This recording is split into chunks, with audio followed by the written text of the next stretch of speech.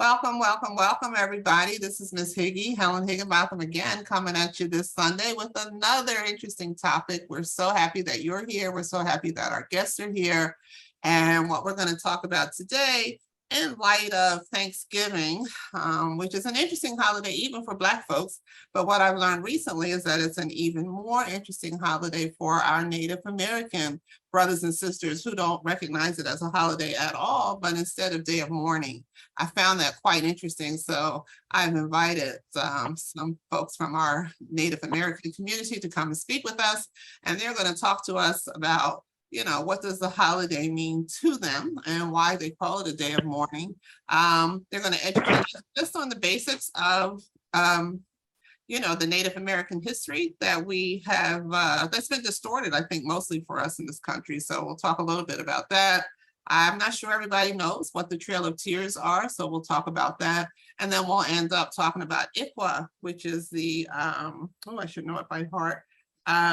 The, help me. The Child Welfare Act. Yes.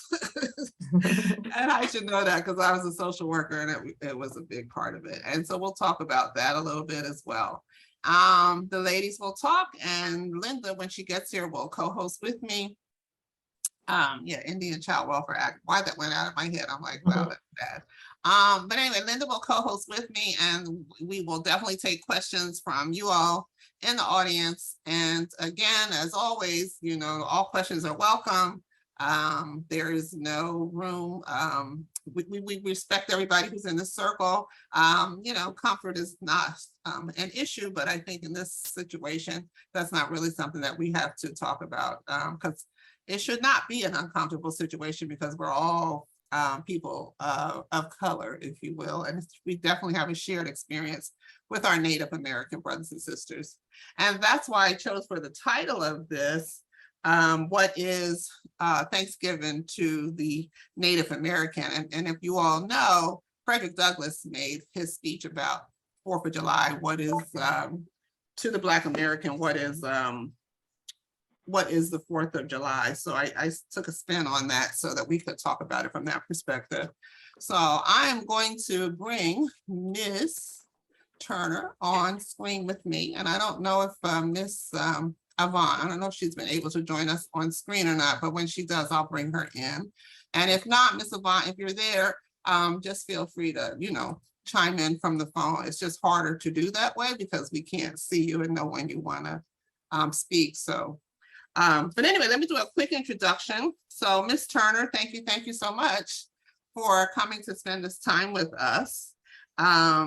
She is, both of these ladies are on the tribal council, so that's they know the history of all that they've gone through. She is chairwoman and genealogist. She is a retired supervisor from the Massachusetts Department of Child and Family Services. She is a manager for the ICWA, which is what will be referred to the Indian Child Welfare Act. She's an ICWA manager for the Mashpee Wampanoag Tribe. I hope I pronounced that correctly. Did I? Yes, Wampanoag, yes. Oh, okay. So, and she's going to talk to us from the perspective of, you know, I guess her personal and her professional experiences, certainly working with the children, dealing with ICWA. So look forward to that. And Miss Yvonne Avant, she also is a member of the Tribal Council, and she's been in her role for over 30 years. She too is retired. Both of these ladies are retired. I'm jealous. She's retired from the United States Postal Service. And she also worked with the tribe's Health and Human Services Department, under which ICWA department falls under. So I'm going to turn this over to you, Miss Turner. And again, Miss Avant, if you can have somebody help you get on screen, that would be great. And the both of you can just take it from there. So Miss Turner, thank you so much. And we can just start right in with first of all, welcome. Thank you. So I'm actually from the Natick Nipmuc tribe. I'm the chairwoman of that tribe. I do work for Mashpee Wampanoag as the ICWA manager, as you stated. And Yvonne is Mashpee Wampanoag. So I guess we just wanted to kind of touch on the Thanksgiving Day of Mourning, which basically started in 1970 here, Massachusetts at Plymouth Rock, where Wampsutta Frank James decided that, we don't celebrate the Thanksgiving. So he was going to go to Plymouth Rock to rally against it. And they had a lot of people go on that day. That first time that they went out there, they go there every Thanksgiving. They have gone every Thanksgiving ever since. They meet at 12 noon. And the first time they went out, we actually had some members arrested for picketing. But since then, it has come that people have acknowledged the fact that that we do have a right to gather on the hill. And the day of mourning, realistically, is as people who may know the history, is that when Native Americans have been around for 25,000 years.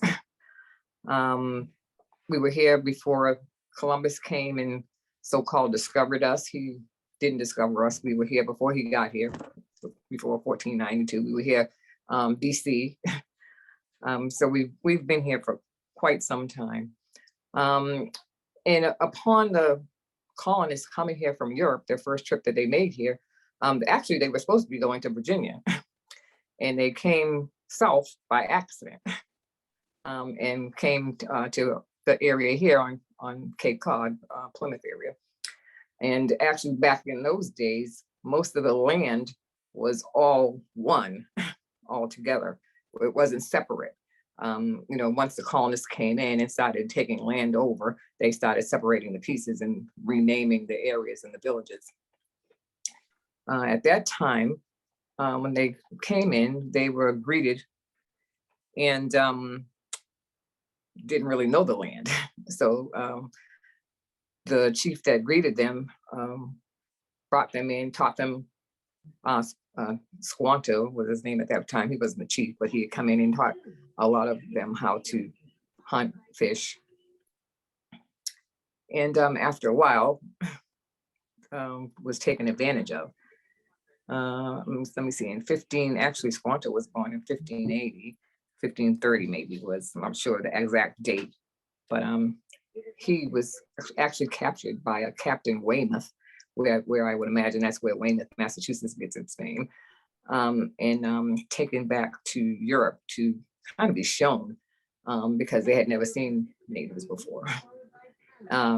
He got stuck there for some years and was then sold to a captain who actually gathered 24 natives that said they would bring them back to trade, but actually enslaved them. And so this Squanto did end up coming back in 1619 on the Great Day of the Dead, which basically was when they were, the Europeans were murdering his tribe and his village in Patuxent, Massachusetts. And he had no family to come back to. So basically, we're mourning our ancestors. We're mourning the taking of our land. We're mourning the taking of our culture, our traditions at that time, where we weren't allowed to practice a lot of things. At that time, people were incarcerated. For instance, in Natick Nipmuc were taken to Deer Island and incarcerated there. And when they were finally released, they came back and their land was gone. There was a story when some of them did come back from the island. There was a colonist named Ames. His last name was Ames. He was married, had some children, and he had left his home for a day to go to a meeting place. And the Indians had found out that he had taken all of their corn and packed it and actually stole it because they had come back for it. And when they went to the home, it was just his wife and children that were there. And when the wife saw the Indians coming, there were three of them, she had lie and threw them at them, threw the lie on them. And in turn, they attacked and killed her and the children. They later found the 3 Indians and ended up hanging them for doing that. But again, these are the atrocities that, you know, were faced. I mean, they had their land taken in their food.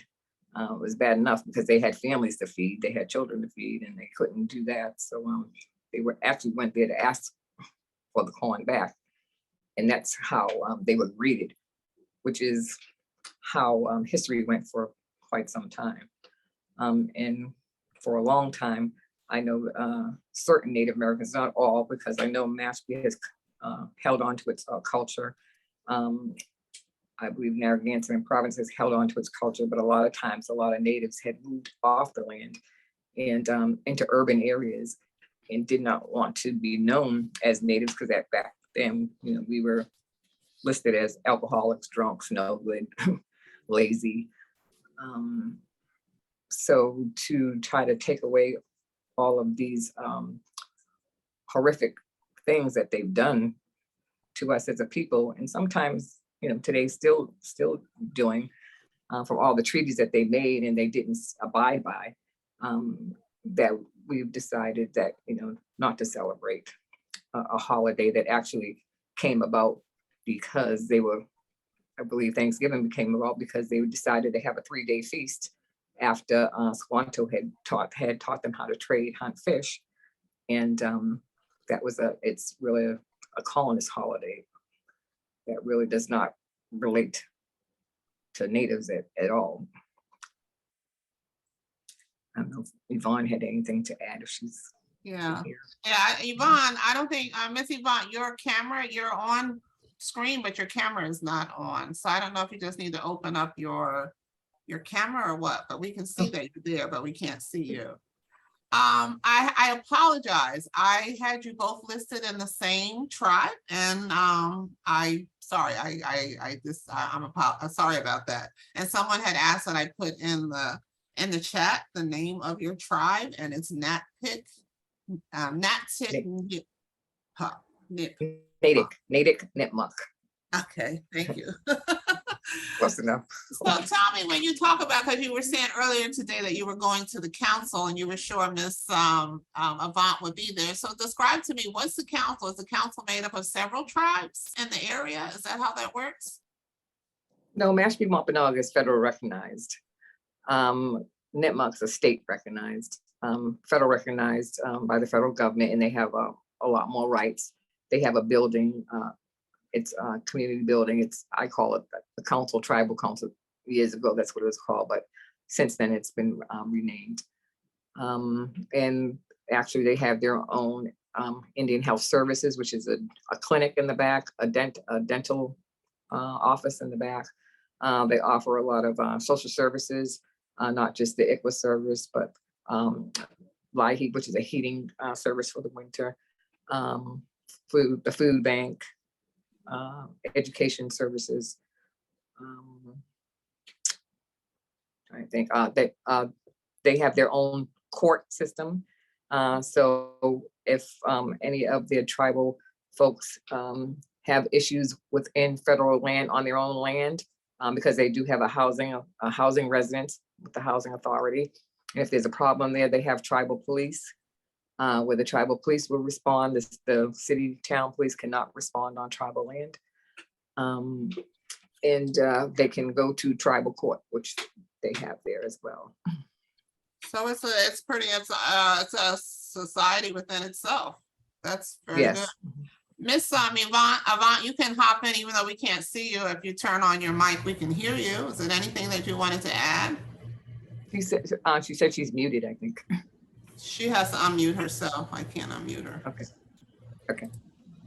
Hey, Linda. Linda has joined us. Hey, Linda, thank you for chiming in, getting here. Okay, there's Miss Avant. Miss Avant? I can't see her. No, I don't know what's going on with her camera, but Miss Yvonne, if you say something, let's see if we can hear you. Not really. It's very difficult. You're muffled. It's like, right, it's as though she's in the tunnel. Yeah. So, we talk a little bit about, Thanksgiving. And when I listen to your story, it's so many similarities to the Black American experience. You know, chased off, well, not chased off our land, but when you talked about the experience of you all being I forget what you said, but you talked something and I said that's definitely our experience. I'm sorry, I'm having a brain fart right here. But a lot of what's happened to you has happened to us, and a lot of discrediting who we are. You know, and you talk about how the Native Americans taught the white man certain things. I think it's obvious that, you know, since enslaved Black peoples were doing the work, I'm going to guess that 9 times out of 10, we were figuring out how to do the work, how to simplify the work. We were creating items that were patented that we certainly didn't get credit for. So just the same thievery of identity and culture and history.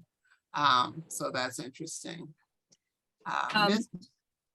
Just a minute. Yvonne says she needs to be unmuted and we can't do it. Can you unmute with *6 or *6 or the number 6? *6 if she's on her phone, but she's on the screen, so she should be able right. to. No, Helen, I think she says she's on her phone. She can't do it on the screen. Oh, because she's on her phone? Yeah, so she's trying to ask you to unmute her phone. I can't. She can do it herself with the *6. Right. Yvonne, can you hear her? You can do it with *6 yourself. Kylthia put it in the chats for her. So. Helen, I'm just going to jump in for a second because you talked about, I wasn't here for the similarities, but I've been paying attention to Indigenous people for a long time. Yeah. Just when you talk about the comparison, what's most interesting to me is that there's this effort for them to retain their language, different tribes, but there's a conscious effort to retain their language because the language you use has a lot to do with who you are and how you see yourself. And that's just not in terms of people, but the other part is looking at, and you guys may have already talked about it, Marie, looking at like those missions that have taken the children away from their parents. And a lot of times the people didn't know.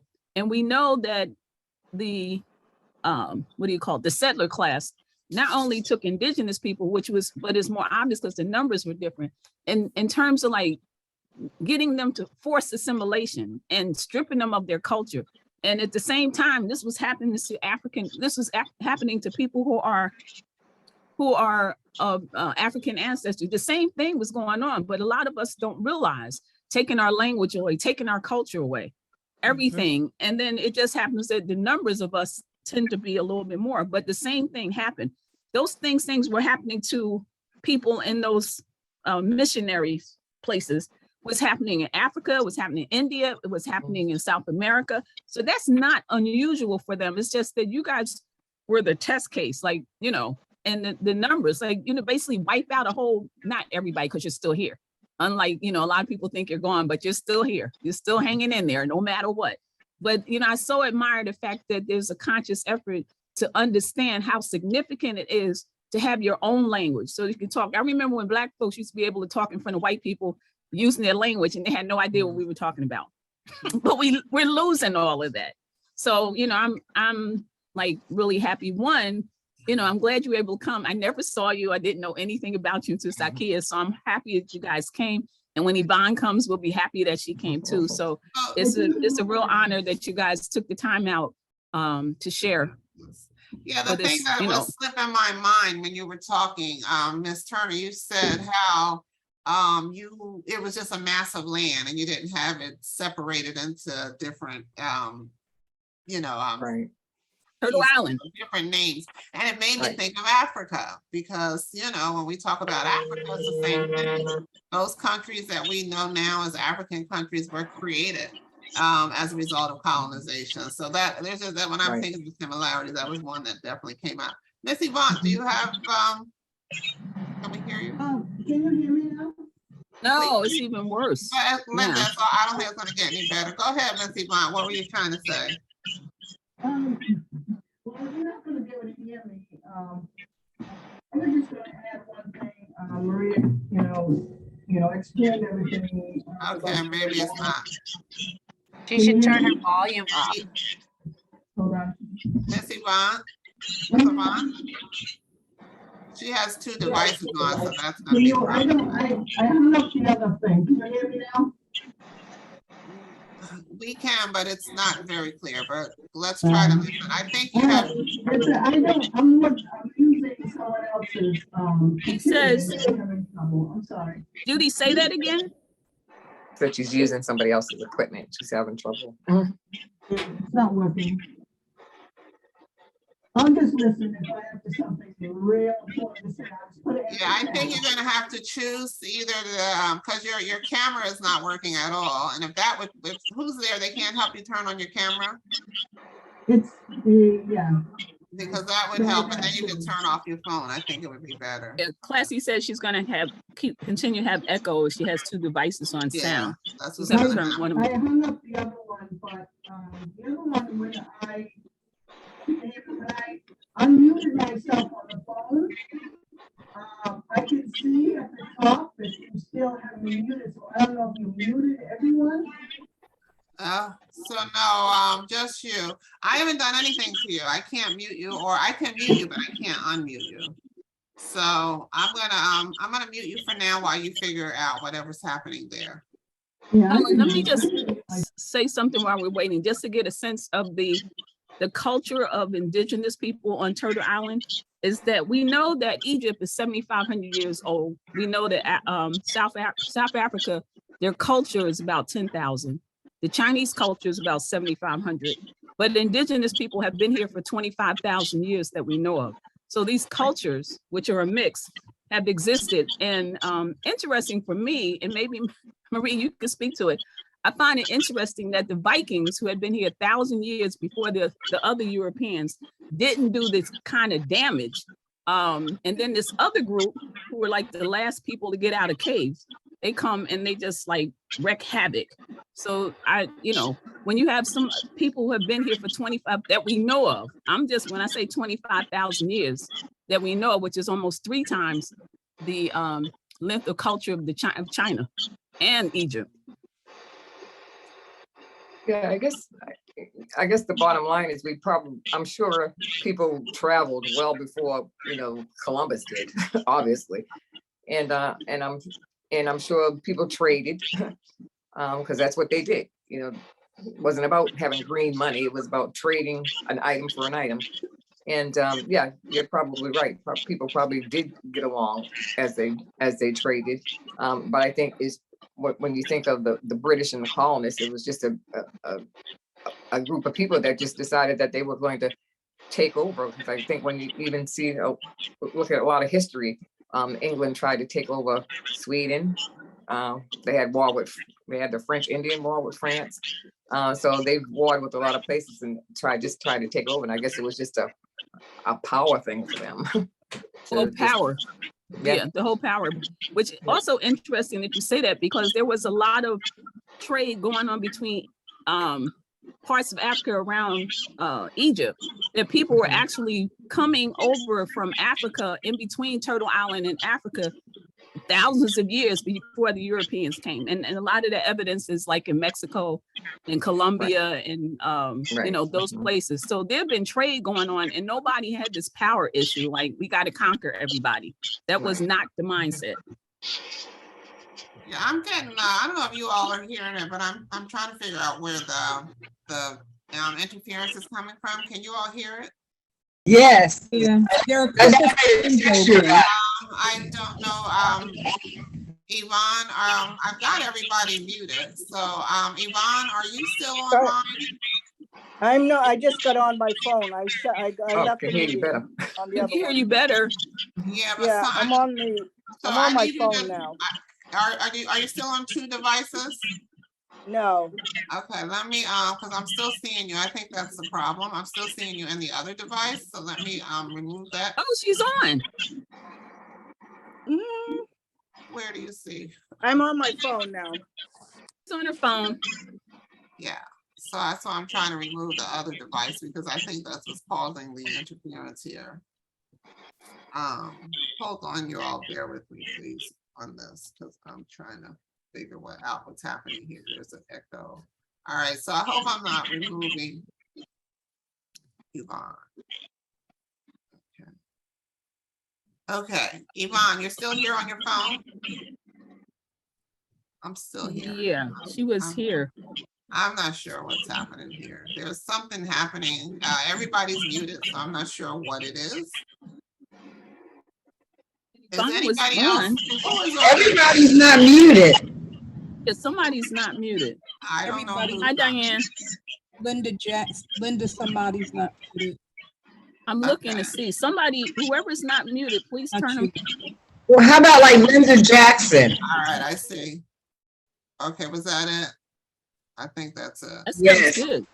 But Until now I Diane kicked was Yvonne- talking. Poor Yvonne, I kicked her out of the meeting. And Yvonne, are you still here on the phone? I I've don't got to Okay. come back.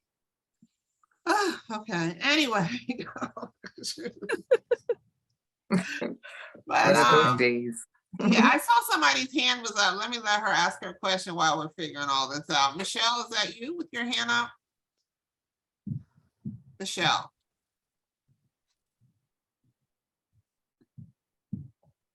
Michelle Armstrong? No, Yes, that's not it's me. sorry. No, that's not me. Sorry.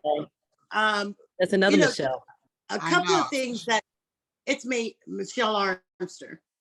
A couple of things, Sister Maria, I'd like for you to speak to. I think one thing that we, and I'm a person of the Christian faith, but the doctrine of discovery is what is foundational to what has happened to Indigenous peoples on this continent, as well as to the enslavement of Africans. I think one of the realities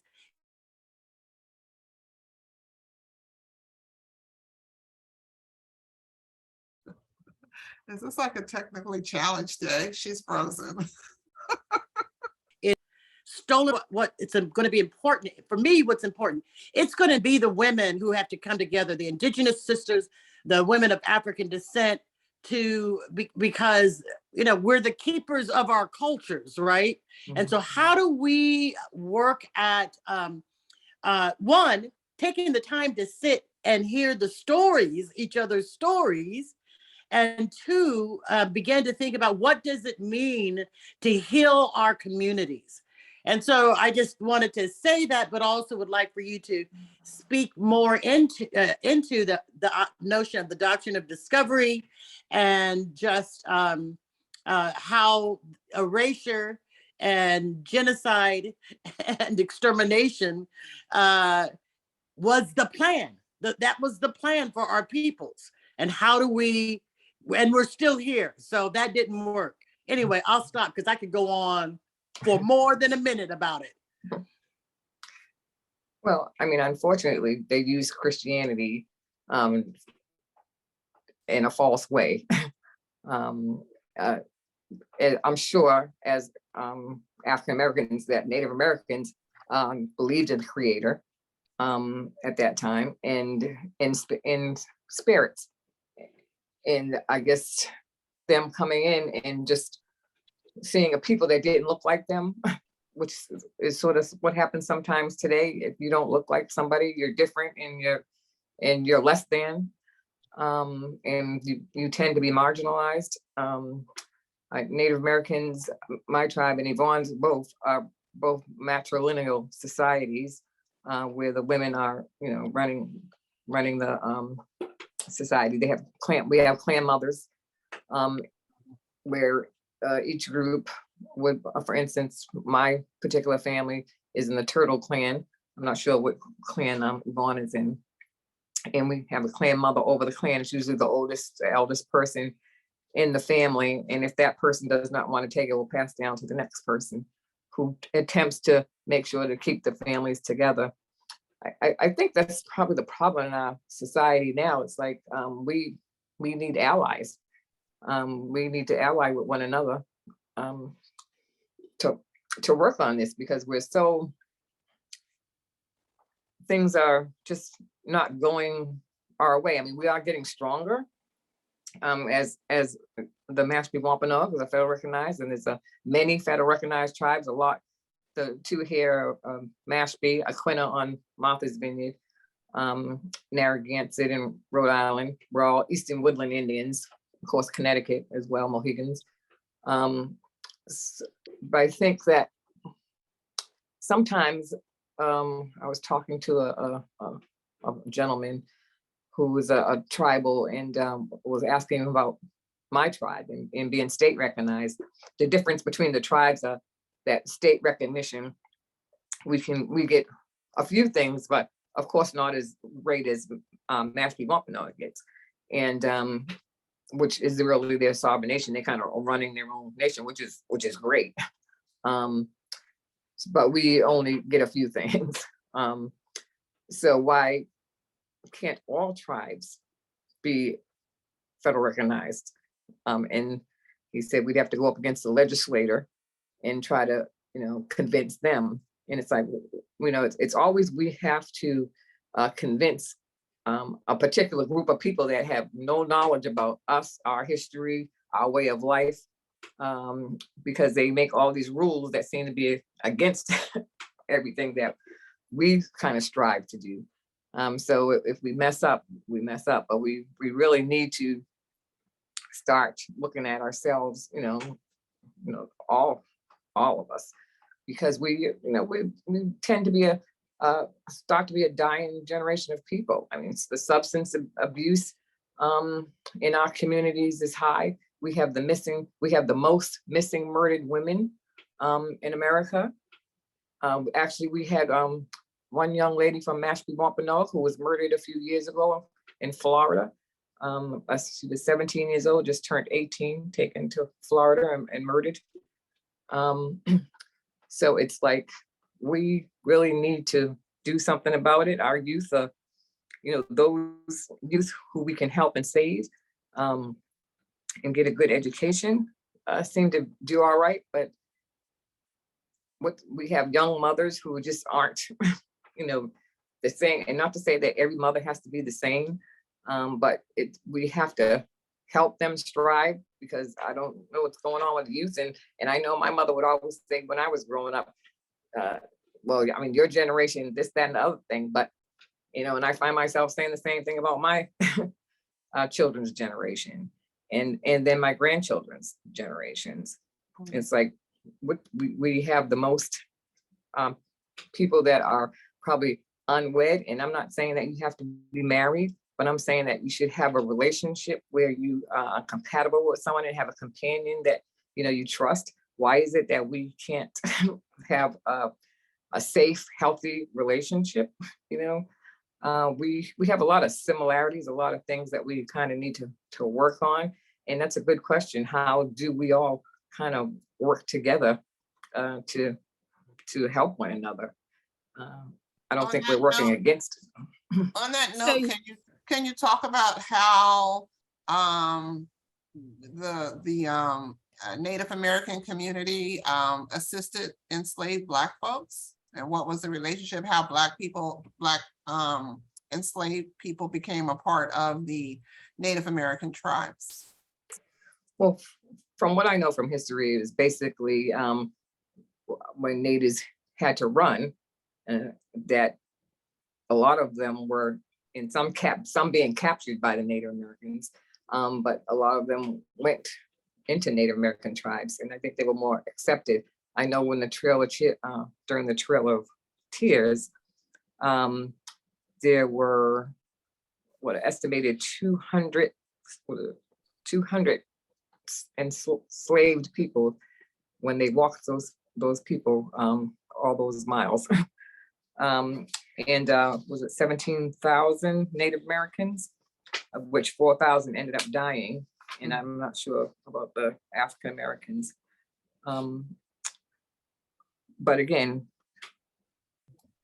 there were always allies that would help out. If it wasn't for Harriet Tubman running people and having white allies, there was also Native American allies too that would help out. But again, it's hard. And then people move into, I guess like any society, people move into areas and they end up, marrying people from different cultures, which kind of brings them into culture. Most Native Americans don't adopt others into their to Native American status, because I know some people talk about that. I don't believe the Wampanoags do. Nipmucs don't at this time. My particular Nipmuc tribe, because it is a nation and there are a couple of different themes. Presence, a former player, when you see him, you know, they're passionate. Somebody has a game on. And it's been long overdue. Those guys will be a problem now. And Aaron Glenn Deborah? getting that defense going because they've struggled early. Oh my God. And his because brother. Miss Yvonne, she's unmuted. Yeah. Denver trying to turn his forces around. They turn the play calling duties over from Nathaniel Hackett to Clint Kubiak. No, it's not her. She's muted. No, I think it's Deborah Higginbotham. I'm not sure. It is. Marie, two things, if you could speak to. One is the $5 Indian, because I think that's sort of, if you know anything about, and the other part is you were mentioning about the percentage of women Indigenous who are disappearing, and you know, disappearing Indigenous people and Black women in particular, nobody really cares about generally. I mean, there are some organizations been stepping up, but I was thinking, I know one of the problems around Indigenous communities is that, especially with these pipelines and having all these men come in where the pipelines are, and how that has been contributing to missing women too. You have these men from all over the country who come into the pipelines, come into the areas where they're putting down these pipelines so we can all have heat. And they come from all over. And from what I understand, they're contributing sizably to these women missing in areas near where the pipelines are being put up at. So if you could speak to the $5 Indians and also this whole pipeline thing, because that may be an area that people can help with, because these are people that, you know, most folks, the FBI, unless you put pressure on individuals, they're not really looking for Black women and Indigenous women. Yeah, I don't really know. I can't speak about the $5 Indian. The missing and murdered, I know that's a good point, because I know a lot of those folks are up in Alaska territory. And I know they have a lot of missing and murdered Indian women there. But it just seems like, I really can't speak to why. I know our particular young lady that was captured was by someone that was known to the family. And I just think that, unfortunately, men seem to have this power where they get these young ladies, younger women, and trap them into meeting them, coming somewhere. And unfortunately, like you say, no one looks for us. But, and I hate to say it, but if it's a European woman that's missing, it's all over the news. And everybody's looking. So I think that we again get stuck in a system that fails us more times than not. And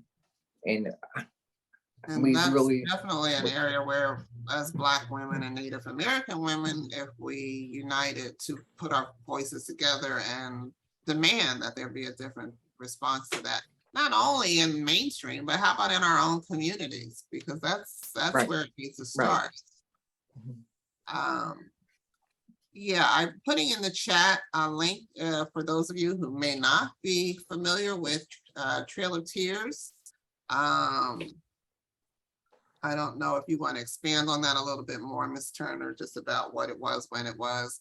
I don't even know if people understand about the blanket, so just act like we don't know anything about it and just give us the basics of what Trail of Tears was all about. Yeah, basically the Trail of Tears, Andrew Jackson, when he was the president at that time, invoked the Indian Removal Act of 1830 and decided at that time that all Native Americans, Indians at that time, had to be moved off of their territory, off their land, and moved west. So, and as we all know, people had to walk this trail. It wasn't they weren't jumping in cars or wagons or whatever.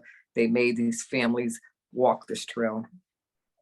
So yes, it was 17,000 Indians, estimated 200 enslaved Blacks at the time. And basically, many of them died, as we know, starvation, the weather. A lot of people lost family members. Again, it was 4,000 Native Americans that died during this time, and all because of a president at that time decided that he was legally, because he had the power to move people or take over land and territory, and that's what he did. He's Trump's, he's Trump's idol, right? Andrew Jackson is Trump's idol in terms of presidents. But talk about the blankets, because I think when I think of the blankets and the smallpox. Well, before Columbus came over, which is interesting because we know people were trading before that, but before they came over, there was not the disease that there was once he came. And once he came, he brought the diseases that Native Americans had never had, but not just the smallpox, like measles, chickenpox, the simple diseases that they can get rid of nowadays. And because it wasn't a known in here, a known disease here, people had never seen it before, and many people died simply because of these simple diseases that they had never had. And I'm wondering, because they not only they brought over animals that we never had here either. We never had sheep, pigs, horses, or cattle here. Or rats, right, Marie? There weren't rats here. No. The rats came on with them. On the ships, yeah. Yeah. And basically, and when you think about it, a lot of those type of animals that they brought are animals that do carry some diseases with them. And when people are coming over on ships, everybody's packed in there, and you're packed in there, and the animals are packed in too. So I'm sure there was a lot of things that went along with it, whether it was dysentery or whatever else that would come with it. But that all came over, and when the ship came, yeah, they brought that, and they came in and made friends. And well, they didn't actually make friends, but they tried to become friendly for a while, and then they started separating people and hurting people and separating families. But also with the diseases, it just got so rampant and rapid. It took out a lot of people. Diseases So is it fact or fiction that the blankets were purposely infested with smallpox? That's what I've always heard. So I'm not sure about that. I can't speak to that, but it wouldn't surprise me, because the way they came over, it just wouldn't surprise me. And supposedly they say they sent over the people that were the most ratchet, but we don't know. We don't know who came over. Well, sometimes what happens, if they had priests with them, the priests used to keep account of a lot of things. So most of the stuff we know was because the priests kept a record, and they weren't planning on us reading these records either. True. That is true. Ms. Avant, can you speak? I think I see you're unmuted. Is she here? Yes. Okay. Can you hear me? Yes. Hi. Oh, wow. I had to actually turn my phone off completely because it kept saying, "You're on the phone too." And I was like, "I'm not on the phone," so I thought I had turned it off. But just a quick, as far as the smallpox, it was an incident where they gave blankets to the Wampanoag people, and they were full with smallpox. And at that time, it almost wiped out the whole tribe with the smallpox. And that's probably where you're hearing the stories of the smallpox and the blankets. Yeah, I've always heard that. Yeah, and it is a record of that. Okay. So tell us about the work that you all are doing there in Massachusetts. As far as anything in particular, the ICWA department or? Let's start talking about ICWA. Both of you are involved in ICWA. So can you just tell us what ICWA is and why it came about? Sure, I'll start and Maria can, add. But for many years in the past, children were taken from tribal homes and reservations, sometimes just because they felt they were too poor to take care of children. And of course, their idea of poor may be completely different with what we consider poor. In 1978 is when the ICWA Act became, was made. And at the time they did an investigation and a study, and they found that 35% of children on reservation, 35% were in foster care, and they were just taking them. And one of the problems was that they were taking them from the reservations, and then they were kind of lost in the system. Parents never knew where their children were, what foster home they were put in. They didn't know anything until maybe even when the child died, or they, like in some of the homes, they were never even, families weren't even told. Children being adopted, by the dozens, and families not knowing. So they passed this law in 1978, was ICWA, it's called Indian Child Welfare Act, and this protected the tribal children.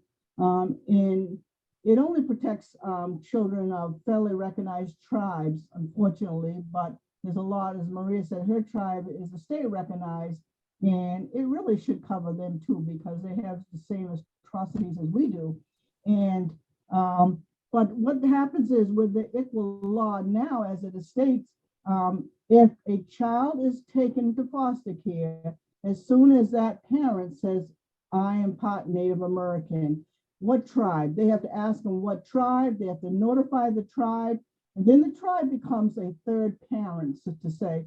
So the DCF office has to let us know where the child is placed, why the child was taken, when they're moved to another foster home, whenever they have court hearings, whenever they have family meetings, we have to be notified so that we're part of it at all times, so we know where our child is. And then the law also establishes a priority of placement. So the first priority is to be placed with kinship. Try to find another family member that could take this child. If not, the second priority is somebody else in the same tribe, one of the other tribal members. The third is another, someone from another tribe. And then the fourth would be outside of tribal nations.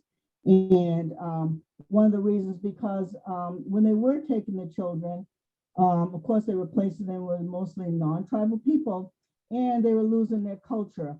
And it just was another way to genocide the tribes. It's like, all right, you're not tribal anymore, you cut your hair, you do this, and they strip them all of their culture and their history. So that priority of putting them in with kinship or another, even if it's another tribe, is a way to hold on to that culture in the, for the tribal, for that person, a young person, to know who they are, where they come from. So that's what ICWA is all about. And right now, they have a case at the Supreme Court where we were, a couple of weeks ago, and there's a couple that wanted to adopt a tribal child, and the tribe was against it. They had another Indian couple that wanted to adopt this child. So they took it to court until it got up actually to the Supreme Court, saying that is they cannot make those decisions because it's racially motivated, or I'm not sure exactly the words, but because you can't discriminate one person from another because of race. So that's where it's at now, where they're looking at trying to dismantle the ICWA law. And so that's where we're all, sending support letters and so forth, and, praying that the Supreme Court makes the right decision and keeps this law in place. If not, again, we're going backwards like we're doing in a lot of places in this country. We're going back to where they can just do what they want with our children. So we're praying that doesn't happen, and we will be able to still keep control of our children. I don't know if Maria wants to add to that. I would just add that if people want to hear this, you can go to the United States Supreme Court's website and hear the case for yourself. So you can hear the arguments and what was raised. And Yvonne and Marie, if you could talk about the ramifications, because from what I understand, the indigenous people are considered not a race for this purpose, but they're considered like a political division or something. So the issue of race, based on what I've heard from the case, didn't even come up. So it's really interesting. But two things. One, you can get the doctrine of discovery, because this is really at the heart of it. And I will tell you, Ruth Ginsburg, a Supreme Court justice, a liberal Supreme Court justice, actually justified some of this in previous Supreme Court cases before. So there's some footnotes where she kind of supports things like this. So I want, Maria, you used a term when you and I were talking called cultural suicide. And that's what I see happening here. It's, yeah, and again, it goes back to the similarities, right? Because destroy the family, destroy the family, destroy the root of the community, which is exactly what happened in our families.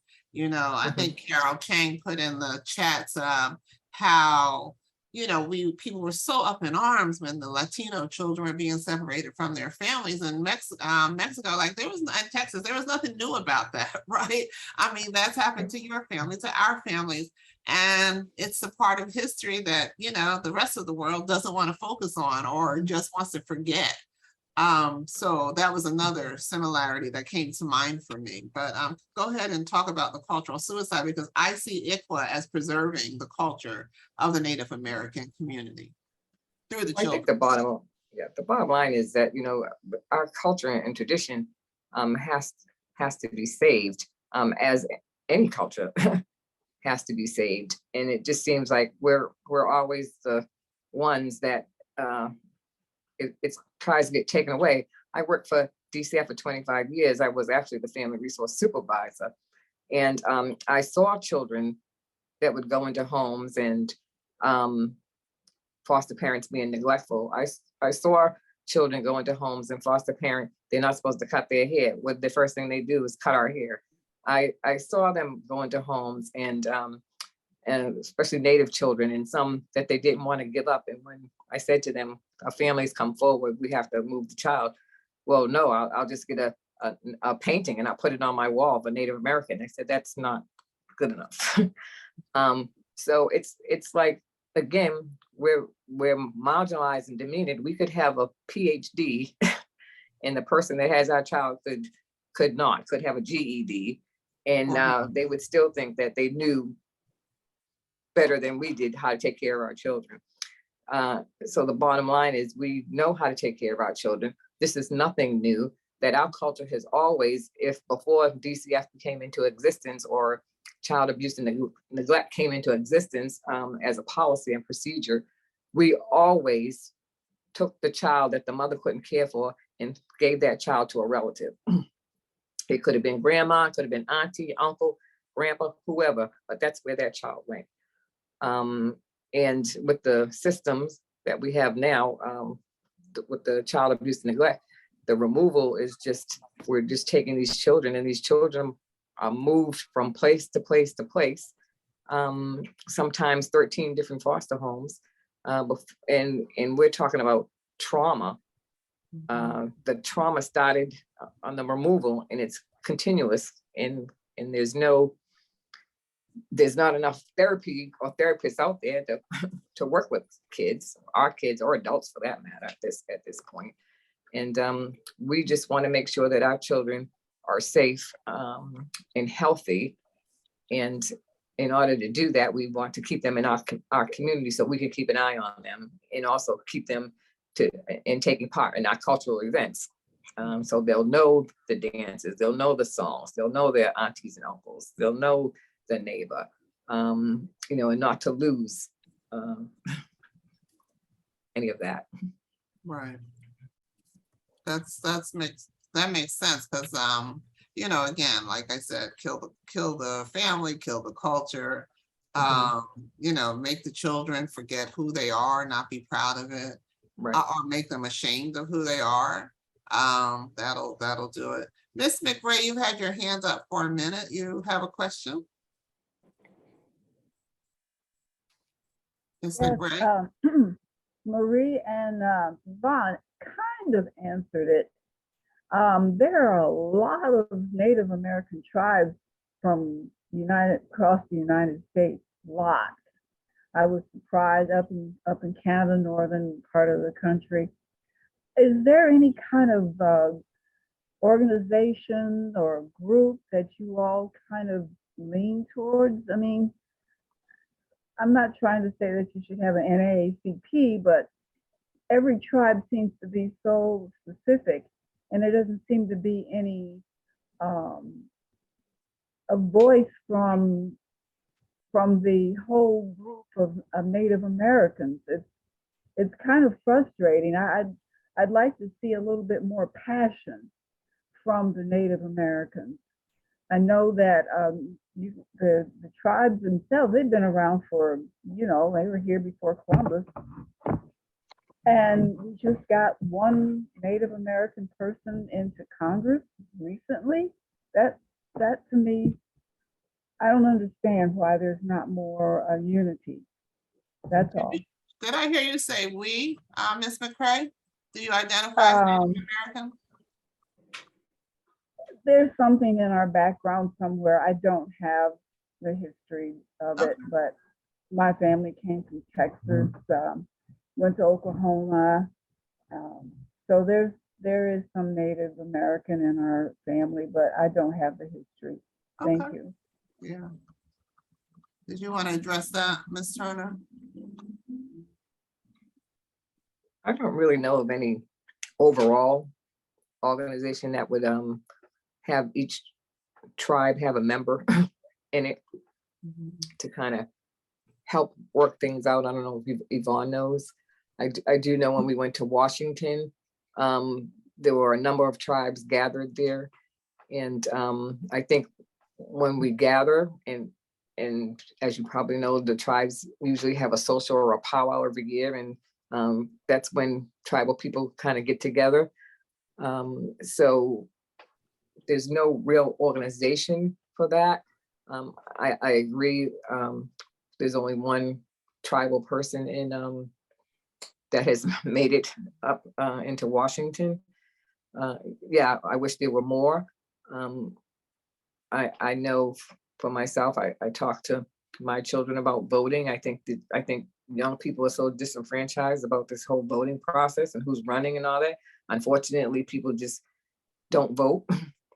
And sometimes we don't run. And I think a lot of it is like the trust issues and how they're going to treat me if I'm in there and I'm the only one, or there's only a handful of us, because of the treatment that, you know, we've had all this time. Yeah, it would be great if we could become more involved with one another. But I think we involve when we're called to arms, I guess, so to say. Whenever there's a need and they call on tribes to come together, then the tribes do come together. You know, there's a Michelle. Yeah, wait a minute. Ms. Turner, you said something earlier which struck me, that there is a strong female presence in the leadership. Can you talk about how that plays out and how you all have managed to resist the influences of feminism and the whole American woman thing. And how do men, men are men obviously, are they receptive to it? Well, I can speak for my tribe. I guess Yvonne can speak for her because, there's always, I would say, I don't know how this happens, but it seems to always, we're told that there's more women than men in certain districts. I think this generation, I've noticed there's a lot more males being born. I know in my tribe, some people have all male children and very few females. But it is a matrilineal society. The gentlemen are a little bit more laid back and they allow us to make all the decisions. That's good sometimes, and sometimes it's not, because you do want them to kind of help out and do things. There are a few, but we just kind of run the whole gamut and they let us do it. And whatever help we need, I must say, they will come and they'll just tell them where to be, and they come and they do whatever that needs to be done, which is a good thing. No questions asked, but we could use some stronger men. I know my generation was more females than males in the family, but it is turning. I know we lose a lot of men when it comes to going into the service and going to war. I know Nipmuc sent a lot of men to war. I know Wampanoag did the same thing. A lot of natives have fought in the war. I know the Wampanoags were lucky to have a lot come back too. But we continue to strive to have a strong union, a strong clan of mothers to work with our families. And that's even getting hard now too. Even though we are matriarchal, it seems like me being as a grandmother, I'm still, I'm hoping that, one of my daughters or nieces comes to lead, but it seems like we're still leading and still having to tell them, well, you got to get up and do this, you got to do that. And it's still kind of a push-pull. We have one or two, but we need some much stronger women to come forward. I think that's true of most organizations. Yvonne, go ahead and jump right in. You don't have to raise your hand, just speak up. No, I was trying to, but to go back to the organizations, Maria may not be familiar with them because they work with federally recognized tribes, and again, because she's state recognized, which again, I don't really agree with that division that they do, but I see somebody already put it in the chat, but the NCAI is a National Congress of American Indians. That's a large group throughout the country that pretty much all the federally recognized tribes are chinned and members of. And they have a couple conferences a year, and they advocate on the Hill for anything that affects Native Americans. And if you had an issue, like sometimes we've had an issue that may affect us here on the East Coast, we'll bring it to the NCAI. It's a very, very strong and powerful voice for Native Americans. And they do work with each of their congressmen and senators and work for us. There's another organization called USET, which is the United Southern and Eastern Tribes. We belong to USET. And again, they work with federally recognized tribes, but they work with everybody on the, obviously the Eastern and Southern coast, because sometimes our fights are different than the ones out west. They might be minerals or whatever their issue. We might have issues trying to maintain our fishing rights, something that they may not be dealing with. So sometimes our fights are a little different. And so that you said is very important. The other thing is we need that extra that just says fights for us, because a lot of us are small tribes on the Eastern Coast compared to the 25,000 Navajos or the, 30,000 Chippewas or someone where we're very small. We have like 2,500 members in our tribe. I'm not sure how many Maria has, but so that extra voice with USET is very important. And then again, the NCAI is again very powerful. Even the president, they look at NCAI if they want some information or something for our tribal people. So I just wanted to make sure I see that people put that on there. And also, as far as ICWA, there is the organization NICWA, it's the National Indian Child Welfare Association, and they advocate for all the ICWA issues across the Indian country. So that's another large organization that is there for us to lean on and help and training and so forth. So just want to make sure, I just wanted to mention those organizations. And I see people have already put them in there in the chat also. Thank you for that clarity. Michelle, I see your hand again. Ms. Armstrong. Yes, thank you very much. And I am deeply moved by this conversation because this is work that I continue to be involved in, just want to do collaborative work. Dear friend and sister of mine, she's Cheyenne. And so we're beginning to work together on what it, and the women are coming together. Two things that I would like to say. One thing is a statement. I understand why someone would say the NAACP, but the reality is and I don't want to romanticize Indigenous people, but they have their language, they have their rituals, they have their culture, they have their prayers, they have their stories, and we as persons of African descent, we don't know ours, and so that it makes sense for there to be a national NAACP.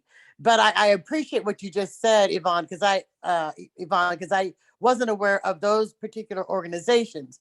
But so I just don't want us to kind of expect similarities when each of us have our own stories to tell.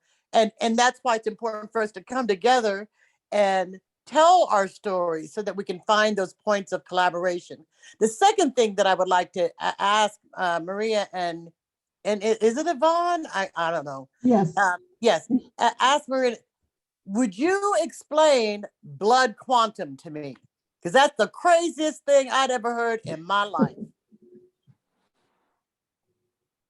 I'm done. That's my question.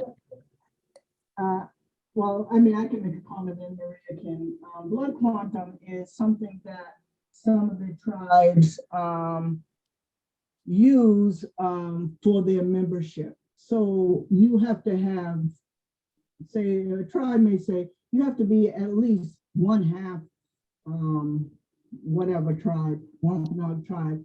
And if your blood quantum is less than that, then it doesn't matter who you are, you're not allowed to be an enrolled member.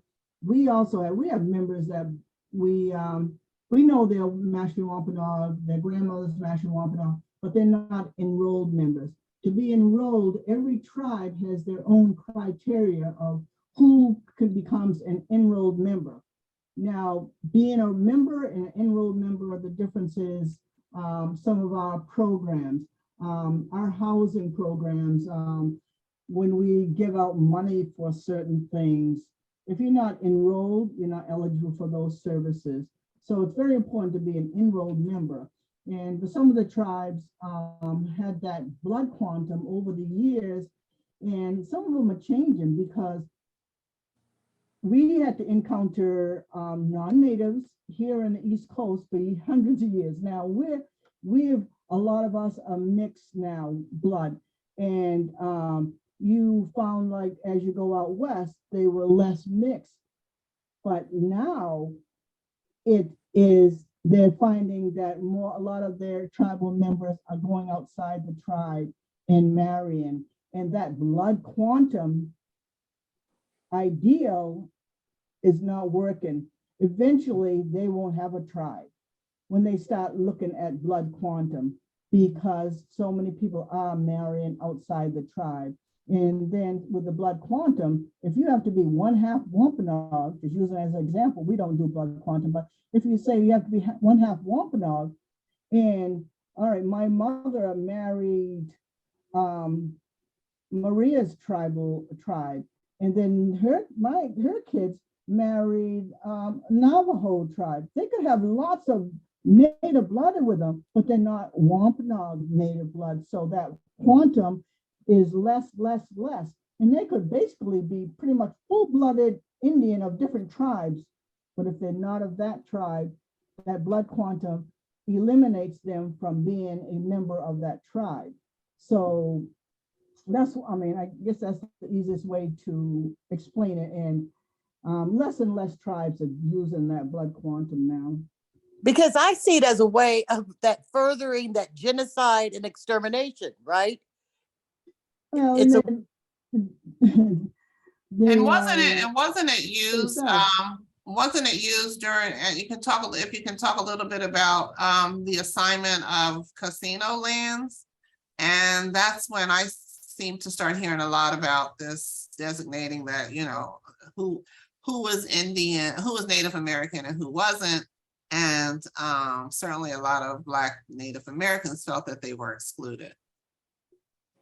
I heard the $5 Indian too, associated with the casinos. What, I don't know what the $5 Indian is. Yeah, what I have, I'm not sure what that $5 Indian, I'm gonna have to look that term out. Yeah, that might be what you go ahead, I'm sorry. What you might be referring to is kind of what we call woodworkers or something. You've had people, as Maria said earlier, weren't proud to be Native. They weren't proud. They, you know, the last thing they wanted to be known as say Mashpee Wampanoag. Now we're building a casino, so all of a sudden everybody wants to get on the roll. My grandmother was a Wampanoag. You know, they're thinking money, so we're like, these guys are people coming out of the woodwork. Like, where have you been? You're 48 years old. Now all of a sudden you want to be a tribal member? Yeah, but my grandmother, well, where were you for all those years that we struggled and, you know, work for this and work for that? And so I don't know if it's that $5 Indian you're talking about. It's like they're there just for the money. And that's what, you know, a lot of our tribal members feel of these members that are just coming in lately, I guess. And which I suspect would happen. And then we have had, we've heard tribes, I mean, we haven't done, if anything, we've been adding people that's, you know, all of a sudden coming in, but we have heard that that some tribes have kind of cleaned up their role and got a little stricter and were kicking people off the roll because they didn't meet certain criteria. And the reason they were saying, yeah, the only reason they're doing it is because of the casino money. The less people, the more money the other ones get. And so, I mean, I've heard that, and I don't know which tribes are doing it or not actually doing it, but I've heard rumors that that's what's happening. So, Maria, so that's I see Carol Kang put in the chats, whites could pay a commissioner $5 to pretend to be an Indian. So two things come to mind. One, there's a woman who I work with who very much looks like a white woman, very, very much looks like a 100% white woman. But she is quick to pull out her Native American card, quick to pull it out. So that, I don't know. So I also think of, like, when I hear you speaking, Yvonne, you know, should we ever recognize reparations in this country? I'm sure we'll have a whole lot of people who are going to all of a sudden have, you know, not forget one drop. They're going to have, you know, a half a drop of Black blood and expect reparations. So how do you sort it out? But yeah, good question. Exactly. Good questions. So Linda, did you want to expand more? Like, is that what when Carol says it's yeah, similar from what I understand was people kind of buying their way in or marrying in people who were indigenous to take advantage and sort of, in some respects, when you talk about, particularly the casinos, trying to control the policy and regulations around for their benefit. Like, that's the impression I got. I met someone who was indigenous, but I think she was Lenape, either Varamapo or Lenape. And that was, you know, she talked about it. And when I said that, she like, yeah, these are people who are not really indigenous, or they kind of married in order to be able to influence policy around any of the resources that people that, you know, indigenous people deserve, or particularly around the casinos. Yeah, the casinos was a big thing. I mean, and of course you had so much opposition just from white men, and that guy, Trump, for sure was one of them here in New Jersey. He definitely pushed back. And we also have here in Jersey, I'm glad you mentioned the Ramapo Indians, because it's so funny, because I think all of us know Black people who love to tell you about their Indian blood. And we always perceive it as people just wanting to be anything but Black. So I worked with a young lady, and she used to call herself Indian, but she looked Black to me. And it was just so fascinating, because when I moved to New York and I was working at a local college, there I met Ramapo Indians, and when they had their annual powwow, I guess like you call it, there she was. So it was very interesting just to have that conversation. I don't know why she's not on this call tonight, but she isn't. But yeah, so we always had that relative, those people who said they were part Indian. So that was always interesting. So hey, there are Black Native Americans. I will say, you know, as I mentioned, you know, we've had a lot of intermarriages in our tribe, and we do have some that look, and I have relatives in my own family that married Black, and if you look at them, you think they were Black. I mean, and then you're some that married white. If you look at them, definitely white, light blonde hair, blue eyes, but they're Native and they're accepted in our tribe, and they can show their blood relationship and the genealogy to the same people that I have. And so being, you know, if you're listening to that guy, he was saying, you know, oh, those they don't look like Indians to me. I guess when he was complaining about one of the tribes that had the casino, I think it was the Mashpee Foxwoods. And again, because that stereotypical Indian is so far from what most of us look like now. And so it's, you are who you are, and you are who you relate to. So you can look Black, you can look white. You were raised in a home that was proud to be Indian and used and taught you Indian culture, Indian ways. You're Indian as much as anybody else. So I mean, it is definitely, you know, I can see somebody look at Black and be very, very proud that they are Native American, and they should be. Yeah. I think, I don't know, Judy's asking, did we lose Miss Turner? I'm not sure what happened to her. I don't see her anymore. Did she text you, Linda?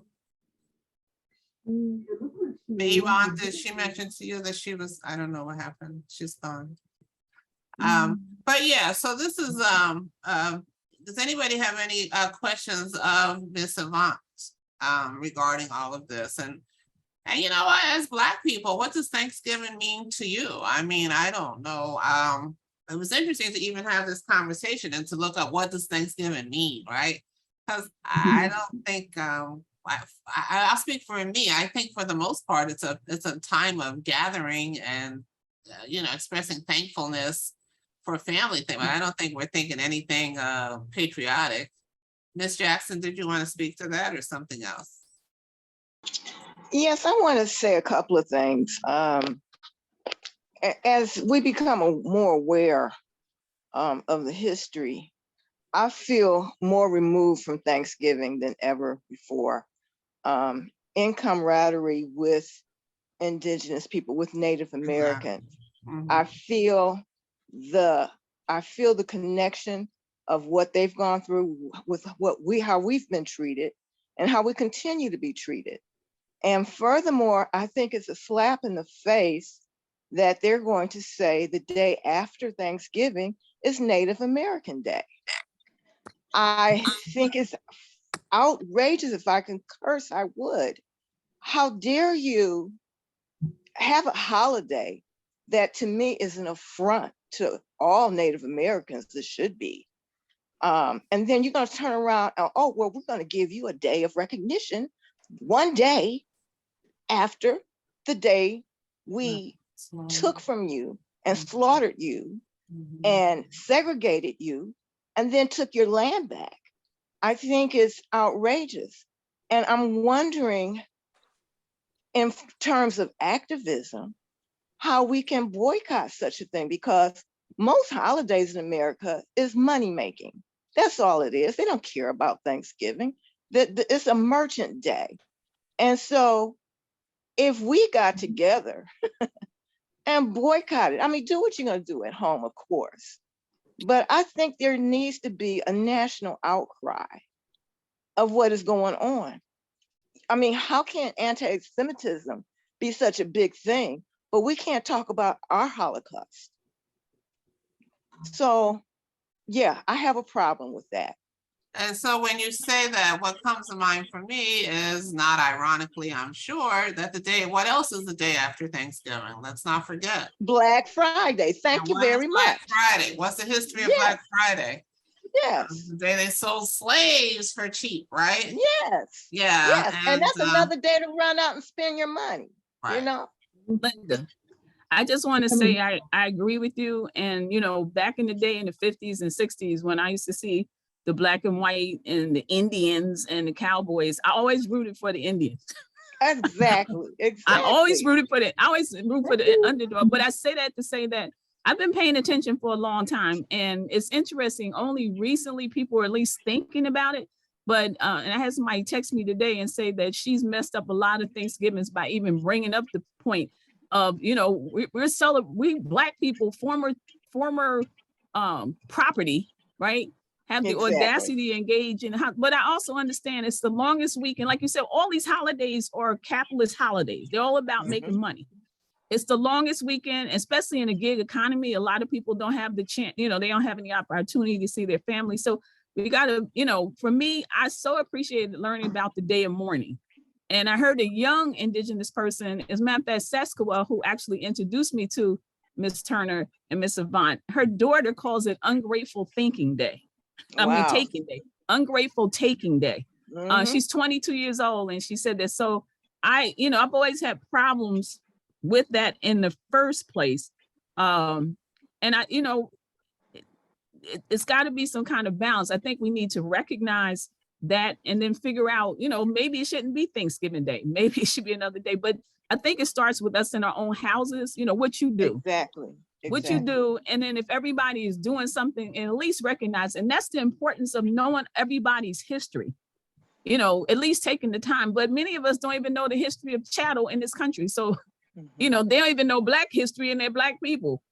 And let's not even talk about the fear that people have that we might know the real truth about, you know, the things that Miss Turner was saying and Miss Avant was saying, and the real things we've discussed when Black women chat. You know, a lot of people don't want you. I mean, I have books that I know are going to become illegal to have in your possession. That's how crazy this stuff is. You know, the Congressional Library has stuff that's probably going to become illegal to have, to keep people from knowing folks' histories. So we have to make a conscious effort. I just, you know, I think it's important. I mean, tomorrow, Helen, you should be making an announcement, because tomorrow we're going to talk about anti-Semitism and anti-Blackness. We should probably tomorrow night. Ms. Turner, I encourage you guys to come on. It's going to be really, really good. Yeah, let me put the link in the chat for that. I'm actually on a listserv with a lot of mediators, lawyers, arbitrators, and we get into these discussions. And when all this thing happened with Kyrie and Kanye and even, you know, Tiffany Cross losing her position, I wrote a quick piece about it that talked about, you know, what is anti-Semitism? And I say, you know, beyond the obvious. And I asked for a description of it. And then I I refrain from using the word comparing, but I asked what distinguishes our reaction to and tolerance of anti-Semitism from the same acts when committed that are anti-Black racist. So from there, we are having a conference, a Zoom call to talk about it. And I think you all remember Josie Gonsalves. She's been on here a couple of times, but recently she was on to talk about her new it's not a newsletter. It's a digital publication in which I serve as an advisory committee member. So she was on to talk about what she's doing. You know, she talked about that, but she's also trained in anti-race training, and there's a lot of other stuff. So she's going to talk from her perspective. And then I invited from the listserv a Jewish rabbi who's going to speak from his perspective. So, and I'm going to ask them to define both, define anti-racism, to define anti-Black racism, anti-Semitism, and to define anti-Black racism. And then let's just talk about it from there. And of course, I'm sure the whole Kyrie situation is going to come up, the whole Kanye situation is going to come up. And I am interested in what distinguishes the differences in our response from one to the other. So I will place that in the chat. It's 7 p.m. tomorrow Eastern time. And it will definitely stop at 9 o'clock because I'm sure it's going to be a lively discussion, and somehow we're going to keep it short and respectful. That's going to be the challenge, because a lot of people don't want to have these kinds of conversations. And I've gotten some emails from people accusing me of all kinds of stuff, but it's like, yeah, okay. But we're still going to have the conversation, and you're welcome not to come. That's all I got to say on that. So, and Helen, that goes back to the conversation we had. I mean, what we're having today, like people, what Ms. Turner talking, Ms. Avant talking about, there are people who don't want them to, they don't want them to say this. They don't want to have that conversation. They don't want to deal with the reality. People want to be numb. Oh, it never happened. And I'm sure people would prefer that even we as Black folks and let me ask you, I keep saying Native American and Indigenous people, can you all tell us which is the preferred reference? But I'm sure they would not like for us to, they don't want us to come together either. As long as we're all warring against one another, it's a beautiful thing for them. But anyway, Ms. Turner, what is the preferred reference? In the Native American or Indigenous? We know it's not Indian. Yeah, I guess it depends on the person, because it's either or right now, Native American or Indigenous. And I think as we move forward, it's just like any other ethnic group. When they give us a name, it changes another constantly until it catches on, right? Until it catches on. So I think once Indigenous keeps being said and catches on, it'll probably move to that. But right now, with me, it's either Native American or Indigenous. It doesn't matter. Yeah. I talked about John Kane. I put it in. John Kane has a program on BAI, and also Teokasin Ghost Horse. Teokasin is Cheyenne and John Kane is Mohawk. And I did send information to Maria and Miss Avant. And Helen, I'll send it to you because you don't have problems with that stuff. But it's interesting listening to Miss Avant, Miss Turner, because Teokasin and John Kane, they want nothing to do with any part of the U.S. cultural system, but they also know it's virtually impossible not to do it, not to figure out how to get around it. And John Kane is out of New York, upstate New York, and Teokasin, I'm not sure. I know he's Cheyenne, but it's interesting because they don't want to be called anything having to do with American because they think it's totally inaccurate. So it's it's really interesting. I think there was somebody said before, Michelle, I think, that, just because they're Indigenous, everybody doesn't think the same, and they have different degrees of their connection to this country and how they want to be connected. So.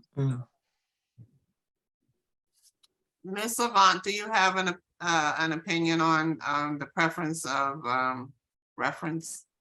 I usually use Native American, but to be honest, sometimes I use Indian in conversation. And I know more and more people are using Indigenous because I think it's a little more encompass of other people, like a lot of the Tahinos. People don't consider them Native American because they're not on American soil. So so to speak, but most of them are in the islands, Caribbean islands and stuff. But those are their indigenous. So a lot of people are using that word indigenous because it does encompass more of us, that we're all basically the same people. And so, but it's, you know, like Maria says, I think it's a preference to whomever, whatever you feel comfortable with. But I usually just use Native American. And I did want to mention a little bit about Thanksgiving, and you know, I know my family will be having a little Thanksgiving dinner and so forth, but I think it's a chance, number one, for us to just be together as a family. So just make sure we just take that opportunity to do that. But during this time, we have a lot of our tribal members go out to the schools to educate the different schools, put on different performances. So even though Thanksgiving is basically the day of mourning, it's not something that we would really celebrate in that way, but it is an opportunity for us to educate people, to let them know that we're still here, and to let them know about beautiful culture. We have your kids out there dancing, and the little ones from 2 years old up to our elders are out there dancing and showing people that we're proud of our culture and who we are. And this is, unfortunately, should be year round and always, but this is like the one time during the year that they give us that opportunity, because people's always looking for some information about Native Americans, and we're like, yeah, well, we'll tell you, but we're going to tell you the truth. So they may not want to hear the full story, but this is an opportunity for us to do that. So, just try to make something good out of a bad situation, I guess. So. I'm sure that, again, as America tries to squash the history of anybody that's, not white or anything that shows them in an unfavorable light, that will be the same, and that's not going to change. That's not going to, is that specific to America, or is that specific to all countries who try and cover? I mean, I saw something somebody shared with me today. The Italian prime minister called out France for the things that it's doing in Africa. So I think everybody, they all try and color their history to something else. And I think in terms of Thanksgiving, I put in the chat, I think most, I think a lot of Black Americans feel conflicted about the holiday. And it's kind of like what Miss Jackson said, like, why are we celebrating? So you always feel like so I don't really have any feelings. People say, oh, you come for dinner? Like, it doesn't matter to me. It's time off from work. And I don't need to do the whole family. I mean, it's nice if you hang out with family, but that's all it is. It's just family. And I do think it's good to take a moment to give thanks, concentrated thanks for, the things that are good in your life. But beyond that, I don't know that we give a whole lot of thought to Thanksgiving. So, so does anybody have anything, Linda, anything else you want to add? Anybody have any questions before we wrap this up? No, that was my concern. And I agree with you. I think it's how your family choose to celebrate, but it's just with so much, I guess with the resurgence of racism in this country after Donald Trump and actually after Obama, I noticed an uptick. I've just become more aware that we have to really look hard and teach our children, our children's children even, that the struggle is not going to get any easier. Mm-hmm. So you have to take a focus on everything. And I think, look at all of your traditions and what is the meaning behind it, and really have honest conversations with your people. Mm-hmm.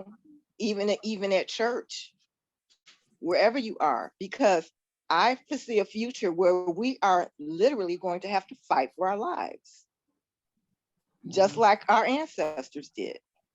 I don't see anything getting any better. And Linda, I think unlike us, our young people are not prepared. We were prepared for generations. We weren't surprised. But they have a false sense of what the United States is, the illusion of this country. And so they're not really prepared. We kind of, in our own way, we have been groomed and understood every day of our lives and managed through that without having a lot of drama. But that's the scary part. They're not prepared, and they're just not prepared. I don't know that And the rest of us are prepared either. I was going to say, a lot of us are not. We are A not lot of the us people. are We are asleep. not the people who Mhm. our ancestors were. I don't care what we say. Most of us are comfortable, totally assimilated. Think, and even with Kanye, for Kanye to be a Black man who loses $500 million or whatever in a day, and for him to then say, now I know what it feels like to have a foot on my neck. Like, how long you been Black in the United States? Like, for real, for real? So I don't know. We don't have, the Malcolm X's, the Martin Luther Kings, and I don't mean just in just the manliness, the confidence that we're going to stand up as a community. We can't do an effective boycott, and they know that, right? Because we are not. And that was not by accident. See? Exactly. Even the NAACP is no longer, they're forbidden, I think, to even promote boycott. But, but Helen, you're right. We have these conveniences of going to the bathroom, being able to change clothes, a lot of conveniences that, our ancestors didn't have and couldn't even imagine that they would have. And so people will become numb to all this. And unfortunately, if the stuff comes down, the little brown shirts, everybody's gonna be shocked. I'm anytime now, but I'm saying you don't have to walk around with that. Just maintain your spirit, because it's coming. And at least I'm going back to Miss Jackson. The more we don't pay attention, the more we don't want when we put our heads in the sand, the more we want to numb ourselves by everything else. It's getting worse.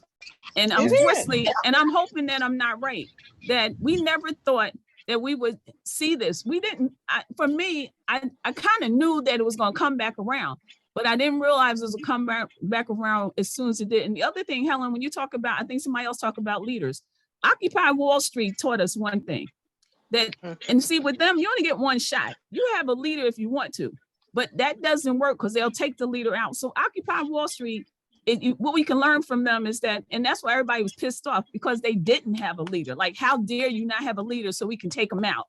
So it's about, individuals being the leaders in the community. One person being a leader, that's not going to work anymore. We know we've had, whoever we've had, right? But the one person is not going to work. And we can't sit there and wait for somebody to come. We got to do the footwork. This is true. This is true. And no one other community has a leader anyway.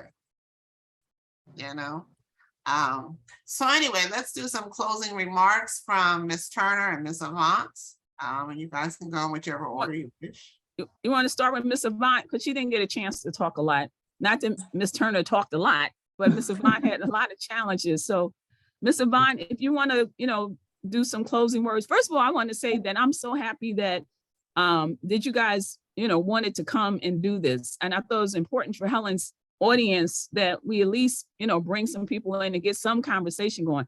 So I'm just really thrilled that you guys, and we just talked Monday. So I'm really happy that you took the time to come on a Sunday and spend time with us. So thank you very much. And when I go back up to Martha's Vineyard, I'll be trying to hunt you down.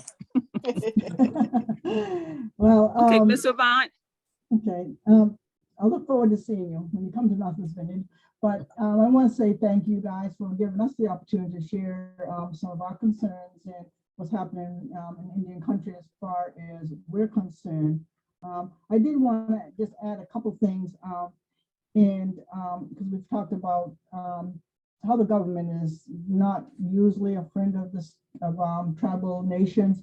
But I will say President Biden has been 100% for us. He appointed the first Native American secretary to the Department of the Interior. Not sure if Maria mentioned that because I got on late, but Deb Haaland is secretary of the Department of the Interior. The Department of the Interior is who oversees Native nations and all our reservations, and she's a Native woman. So that was the first time, and they just also held a big gathering honoring Native Americans for Indigenous Month, which is November. So they're constantly reaching out to tribal members, having a lot of consultations and what do we need, what's our concerns, whether through health or education. So I just wanted to give a shout out to President Biden and his administration. A lot of times we can't say that, and so I'm glad that we are able to say that. So, and the other thing is Gladys Bonds, I know you, so I just want to say hello. I don't know if you want me to out you, but Gladys is a member of the Mashpee Wampanoag Tribe, and she is from a strong, big Wampanoag family. So just want to say hello. Wait, I And, have to interrupt. Gladys Barnes, I was talking to her earlier. I've known Gladys for, I don't know, 20, 30 years at this point. And Gladys, you never told me that. Hi, Gladys. Can you turn on your camera for us? She was talking to us earlier. I had no idea, Gladys. Well, see, I outed her, but Oh, sorry, it's Gladys. beautiful. Yeah, but She's a beautiful- I she's a said, what? beautiful No wonder woman, and Gladys your is here family is today. a big, strong family, and very proud to see our tribal members out there doing stuff. And so I just want to say thank you again for allowing us to speak, and definitely probably tune in to you guys' show at another time. Thank you. You're definitely on our list now. Once you come, you can't run.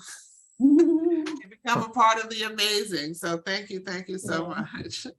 Miss Turner, did you have some parting words that you wanted to share with us? Yeah, I just want to say thank you too. I think that this is a good start for women and strong women in our communities to kind of work together. Not that we have any differences, we have a lot of similarities. More than that, yeah. Exactly. The only difference is what other people tried to make that we have, but there's not many of them. And maybe this is a start for us to kind of, yes, join your group and take part of some of the discussions and see what comes out of it and what we can come through as women, because it seems like we're always pulling up the bootstraps of our families. Whether it's Native women or black women, and it seems like it's time again, because we're going through some hard times, and we're losing generations, young people every day. So thank you for the opportunity. I really appreciate it. Thank you for coming. Thank you, Linda, for putting out the footwork. I was trying to get some folks too, but Linda beat me to the punch. So that's a beautiful thing. That's a beautiful thing. Yeah, I was trying to get in touch with the Ramapo here, and we have a person who's on our call all the time, and of all days, he's not on here. But anyway, and he is Native American. So I thought for sure he would be on this call too.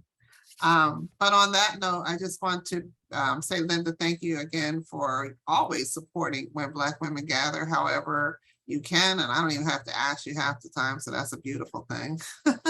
And all you women who are on the call, there is no Black Women, When Black Women Gather without you. So I appreciate all of you. I'm going to put us all on screen at this point so we can do our farewell. And if you can all unmute, and we can do what we do every week. Thank the ladies again for coming. And I'm going to just ask in unison if we can all say, when Black women gather. When Black women gather, amazing things happen. Thank you, ladies. It was a great conversation. Really appreciate it. Thank you. Really appreciate it. Thank you. Thank you so much for being a part of our amazing. And for those of you who are going to the New Orleans trip, we'll be meeting very soon down in New Orleans. So that's exciting. I look forward to meeting some of you in person. Some of you who are living in the area, if you still want to join us for the dinner and the tour of the plantation, please let me know ASAP, and we can make that happen too. But at this point, I'm going to turn off the recording, and we can chat for a few more minutes, and then we're out of here. But thank you for another amazing Sunday. I appreciate it more than you know.